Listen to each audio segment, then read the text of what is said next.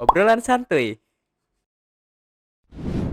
Gue habis scrolling sosmed nih, tiba-tiba kayak masih anget nih, soal berita Trans 7 sama pesantren gitu, yang viral gitu. Katanya Trans 7 itu dianggap nyinggung kalangan pesantren gitu. Oh iya tuh lagi rame banget ya. Ada kalau dari apa si acara tersebut tuh ada yang bilang itu adalah bentuk kritik, tapi juga ada yang ngerasa kalau kritik itu tuh terlalu terlalu melecehkan nilai-nilai pesantren gitu. Oke. Soalnya kan yang diangkat tentang kayak pengkultusan atau enggak pengkultusan Sara sih, lah, kayak, Sara ya. dianggap menjelek-jelekan nilai kultural di kehidupan pondok pesantren gitu. Itulah sebenarnya agak-agak ngeri bahas ini kan, takutnya nanti ada datang ke sini, makanya biar lebih bijak kita bahasnya dari perspektif kita masing-masing dan ambil sisi negatif dan positifnya. Oke. Oke, jadi kejadiannya gini, katanya sih Gimana? gini. Oke. Awal mulanya itu Trans 7 buat program gitu. Program? Buat program TV liputan soal kehidupan santri yang besar di daerah Jawa Timur. Ini kita iniin aja ya, maksudnya. Nggak usah sebut Nggak usah nama sebut instansi ya. pesantrennya, Oke. gitu. Tapi ini pesantren dari Jawa Timur. Tuh, terus juga tayangan itu tuh dikritik karena nampilin tradisi di pesantren tuh yang gak pantas gitu. Kalau dilihat dari orang luar gitu, yang orang awam dia nggak tahu kehidupan pesantren gitu, kayak melihat apa yang ditayangin si Trans 7 tuh kayak di framingnya kayak agak negatif gitu kehidupan di pesantren gitu, karena yang ditampilin tuh tentang apa Seorang sih? kiai ya. Dia para santri tuh kayak ada kultur mungkin dari zaman dahulu kala gitu ya. Kalau misalnya kita ketemu sama ulama atau guru di pondok pesantren gitu, kayak harus banget kalau dilihat sama orang awam sih kayak berlebihan gitu ya. Makanya dari hal ini kan tadi kan banyak pro kontra. Akhirnya netizen dan juga beberapa tokoh yang mungkin menjadikan hal ini sebagai konten yang negatif, yang sensitif karena menyinggung SARA. Makanya banyak muncul tuh boykot ataupun tagar yang memboikot Trans TV di X dan Trans juga Trans 7 ya di X dan juga di Instagram. Jadi awal mulanya seperti itu sih. Jadi ada konten yang mungkin Trans 7 tadi ingin buat konten yang menarik supaya digandrungin oleh penonton, tapi kebablasan akhirnya tadi nyinggung soal hal-hal yang sensitif, akhirnya berujung panjang tuh. Oke. Katanya sih di sini Trans 7 udah bilang klarifikasi sama minta maaf. Terus kalau dari pihak pesantrennya sih bilang kayak mereka nggak mau ada tindakan atau persepsi berlebihan dari masyarakat. Jadi semua harus kayak chill gitu, tenang aja. Maksudnya kita bisa kok selesain dengan tenang dengan internal. Betul. Gitu maksudnya gitu. Si Trans 7-nya maunya kayak gitu ya. Kita coba evaluasi internal dulu gitu ya. Nah, ya, itu juga kasus itu tuh disorot banget tuh sama si KPI Komisi Penyiaran Indonesia ya. Nah, bilang bahwa kalau si media tuh harusnya lebih hati-hati gitu kalau membahas topik sensitif seperti agama dan budaya, tapi itu kan fakta ya. Iya, kalau dipikir-pikir atau aku ngomongnya gini sih, bahasanya kenapa sih muncul berita itu oleh Trans 7 ya? Mungkin ada latar belakang dan mungkin itu isu yang selama ini mungkin mulai mulai dilihat tapi belum naik dan banyak mungkin di podcast yang muncul ada santriwati gitulah, pokoknya ada yang menyeleweng di situ ya. Jadi perlu diangkat supaya bisa berubah lah, buat perubahan. Tapi tadi kan kebablasan, kurangnya riset dan konteks yang malah bikin nyinggung gitu ya. Nyinggung, akhirnya kebablasan tadi.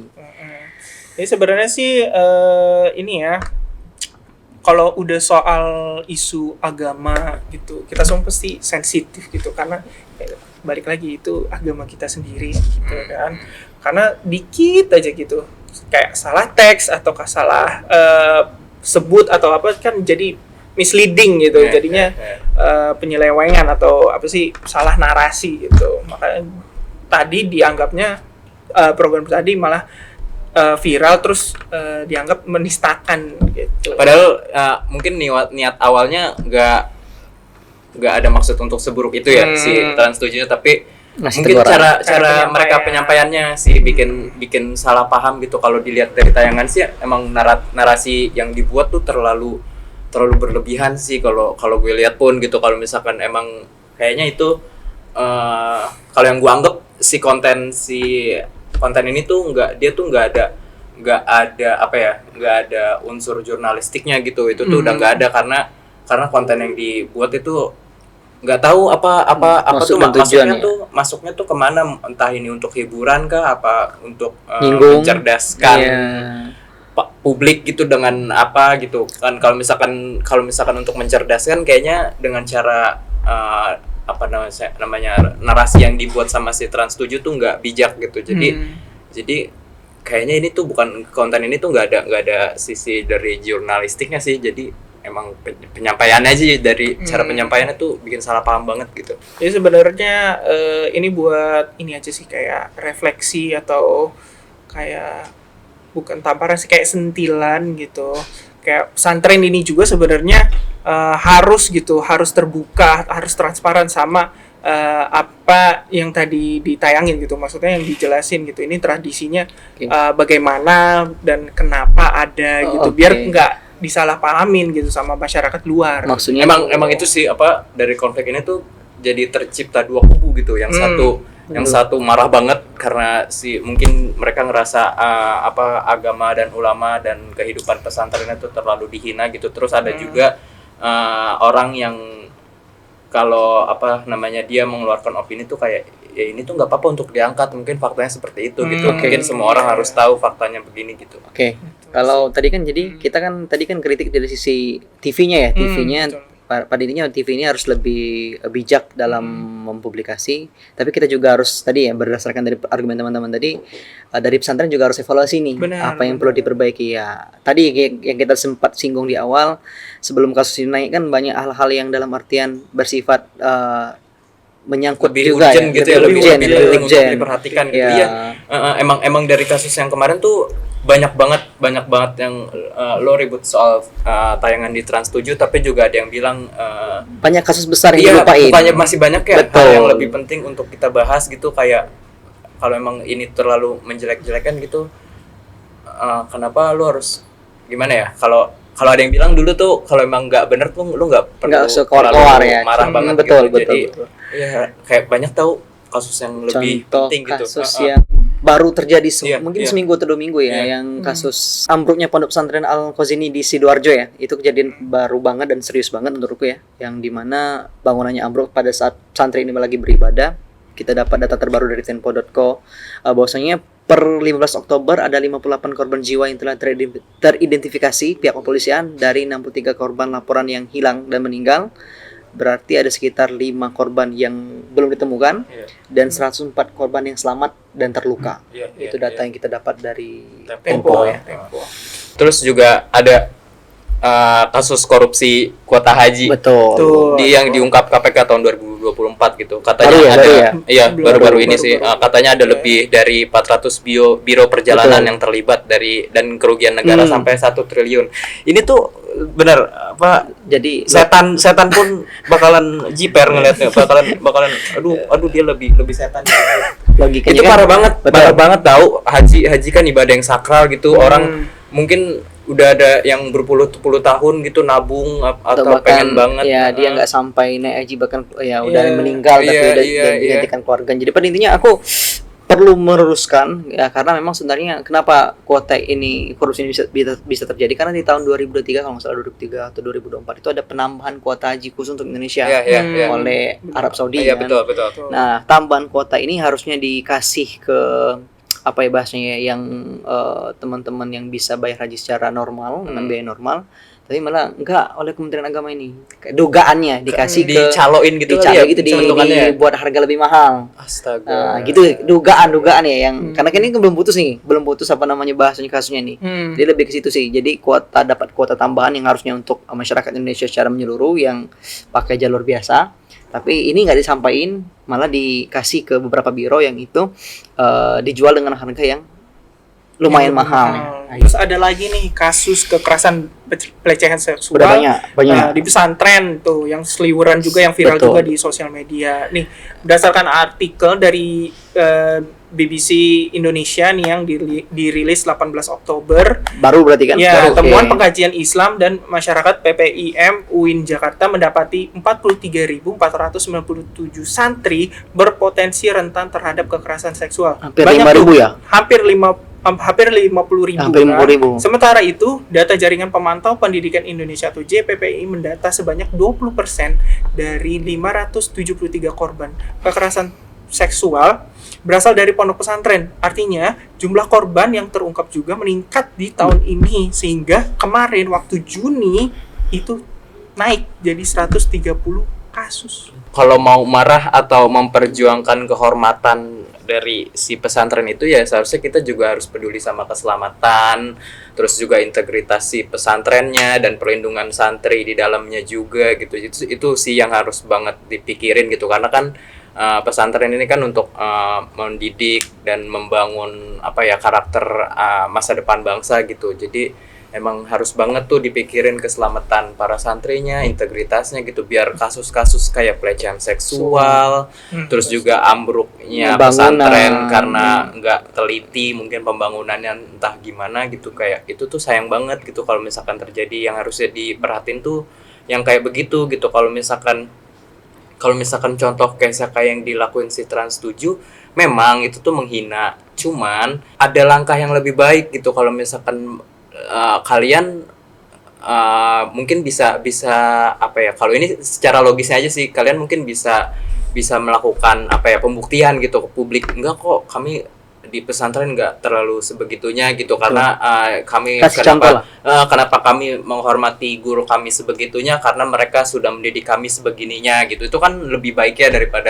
daripada harus marah-marah, demo dan gitu kayak. Dan itu juga ada kayak jadinya tuh kayak kita tuh terlalu gampang banget dipecah belah gitu. Kita gampang banget kita dipecah belah, padahal ada kasus yang lebih penting dan banyak banget yang harus kita fokus, harus kita perhatiin. Ini kasus ini tuh lebih penting gitu daripada makanya kan kalau aku mencatatnya dalam artian kita kalau kilas balik sejarah, kita harus mengakui bahwasanya santri itu termasuk punya peran besar dalam hal memperjuangkan negara ini. Kita catat itu kan. Dan juga kita punya juga salah satu presiden ya, yang presiden keempat ya, Gus Dur ya. Gus Dur yang notabene dari Kiai pesantren, yang itu sampai saat ini sangat dihormati oleh seluruh umat beragama ya. Dia dikenal sebagai bapak pluralisme ya, yang meliburkan hari-hari besar agama lain. Tentunya itu jadi contoh ya, jadi contoh bahwasanya ini loh contoh kiai dalam artian yang kita hormati, baik bukan hanya di kalangan santri tapi diterima oleh umat Indonesia seluruhnya, bahkan umat yang beda agama menghormati beliau sebagai kiai yang notabene punya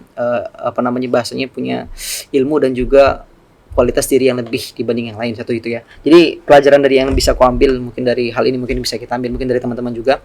Yang pertama mungkin dari media Trans 7 ataupun media lain yang ingin memberitakan, mungkin bisa lebih bijak lagi dalam hal menampilkan, bukan hanya soal konten viralnya tapi lebih kemuatannya yang perlu ditampilkan, memperhatikan unsur-unsur adat, cara biar tidak terjadi seperti ini lagi.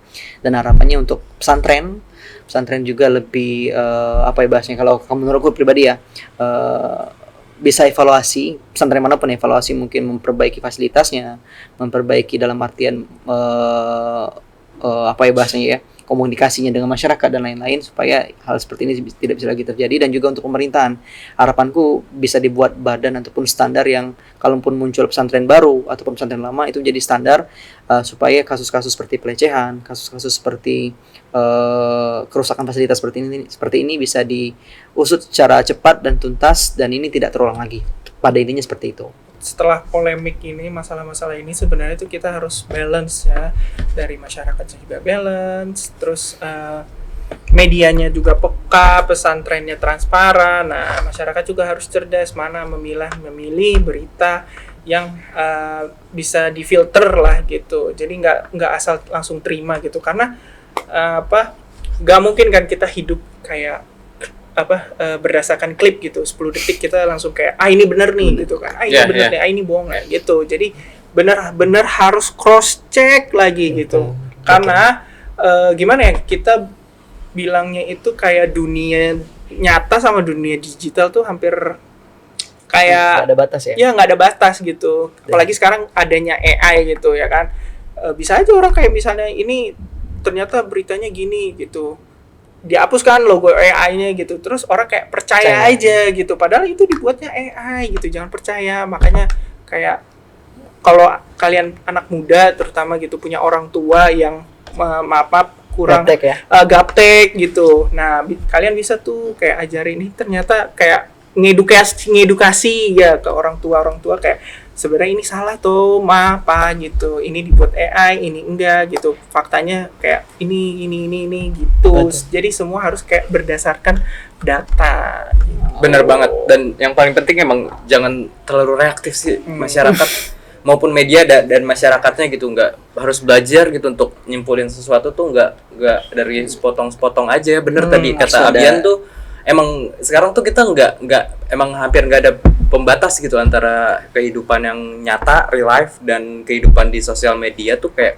kita tuh udah nggak ada pembatasnya. Nah, jadi kuncinya tuh jangan terlalu reaktif gitu terhadap apapun gitu, biar lo juga nggak terlalu drain gitu, kayak nggak terlalu nggak terlalu capek gitu sama kehidupan yang realita. Lo udah sebegininya, terus lo buka sosmed harus untuk menghibur, tapi lo malah sibuk marah-marah karena lo terlalu reaktif terhadap video atau berita atau apalah yang belum tentu itu asli, Betul. belum tentu itu faktual gitu. Itu kan di zaman sekarang kan gampang banget kan memelintir, Giring ya opininya. di pelintir tuh gampang banget. Betul. Makanya Harus jangan bijak, jangan pintar, terlalu yang jangan, mudah. jangan terlalu diciptain masalah. Kita tuh emang gampang banget dibenturin, tahu. Kita tuh sebagai masyarakat tuh gampang banget dibenturin, kayak terlalu gampang banget mengkubu-kubukan Betul, gitu. betul. Ya nggak sih? Iya. Jadi ya itu sih kuncinya, jangan terlalu reaktif emang.